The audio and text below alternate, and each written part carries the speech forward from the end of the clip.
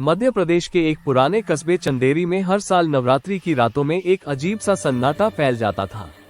लोग मानते थे कि इन रातों में एक आत्मा घूमती है जो सिर्फ पुरुषों को बुलाकर ले जाती है। हर गली की दीवार पर लाल अक्षरों में लिखा होता, ओ स्त्री कल आना। ये शब्द जैसे उस आत्मा को दूर रखने का एक टोटका बन गए थे। सूरज ढलते ही सभी मर्द अपने घरों में बंद हो जाते, दरवाजे पर ताले लगते और पूरा कस्बा डर के साए में डूब जाता। उसी कस्बे में रहता था विक्की, एक नौजवान दर्जी। वो भूत प्रेत की बातों पर विश्वास नहीं करता था। उसके लिए ये सब सिर्फ पुरानी कहानियां थी। लेकिन किस्मत ने उसी से खेल खेला। एक रात जब वो अपनी दुकान में देर तक सिलाई कर रहा था, तभी दरवाजे पर दस्तक हुई। उसने देखा, दरवाजे पर खड़ी थी एक सुंदर पर रहस्यमयी स्त्री, जिसने धीरे से कहा, मुझे कल की पूजा के लिए लहंगा सिलवाना है। उसकी आवाज में कुछ था, न कोमलता न क्रोध, बस एक गहरी खामोशी। विक्की ने सिर हिलाया और जैसे ही उसने नीचे झुककर कपड़ा उठाया, वो औरत गायब हो चुकी थी। बस एक लाल दुपट्टा हवा में लहराता रह गया। अगले दिन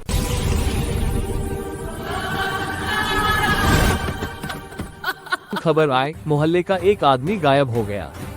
लोगों ने कहा, विक्की वो वही स्त्री थी, उसे दोबारा मत देखना। पर विक्की हंसकर बोला, अरे वो कोई भूत नहीं थी, बस कोई औरत थी। मगर रातें बीतने लगी और एक एक कर मर्द गायब होते गए। अब डर ने पूरे कस्बे को जकड़ लिया था। जिज्ञासा से प्रेरित होकर विक्की ने इस रहस्य की जड़ तक जाने की ठानी। उसने पुरानी किताबें और मंदिर के ग्रंथ खंगाले। वहाँ लिखा था, सदियों पहले चंदेरी में एक सुंदर नर्तकी रहती थी, जिसका नाम अब कोई नहीं जानता। लोग उसकी कला पर मोहित थे, पर कुछ लोगों ने उसके सम्मान को ठेस पहुंचाई। अपमान से व्यथित होकर उसने उसी चंदेरी झील में डूबकर प्राण त्याग दिए। कहा जाता है, उसी रात से उसकी आत्मा हर साल लौटती है, अपने सम्मान की मांग करने। विक्की को अब सब समझ आ गया। उसने तय किया कि वो उस आत्मा से सामना करेगा। नवरात्रि की पूर्णिमा की रात थी। आसमान में चांद पूरा, हवा में सिहरन और मंदिरों की घंटियां गूंज रही थी। तभी अचानक दुकान की खिड़की अपने आप खुली और वही आवाज आई, विक्की। विक्की ने देखा, वही स्त्री सामने खड़ी थी। उसकी आंखों में आंधी थी, चेहरा गुस्से से लाल। लेकिन विक्की नहीं डरा। उसने धीरे से अपने हाथ जोड़कर कहा, हमें क्षमा कर दो स्त्री, हमने तुम्हारे साथ बहुत अन्याय किया। अब कोई भी तुम्हारा अपमान नहीं करेगा। कुछ पल के लिए स्त्री का चेहरा नरम पड़ा।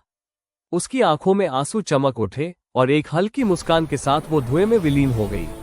अगली सुबह जब सूरज की किरणें चंदेरी की गलियों पर पड़ी, तो लोगों ने देखा, दीवारों पर लिखा, ओ स्त्री कल आना। अब पहले जैसा डरावना नहीं लग रहा था। वो अब सम्मान और याद का प्रतीक बन चुका था।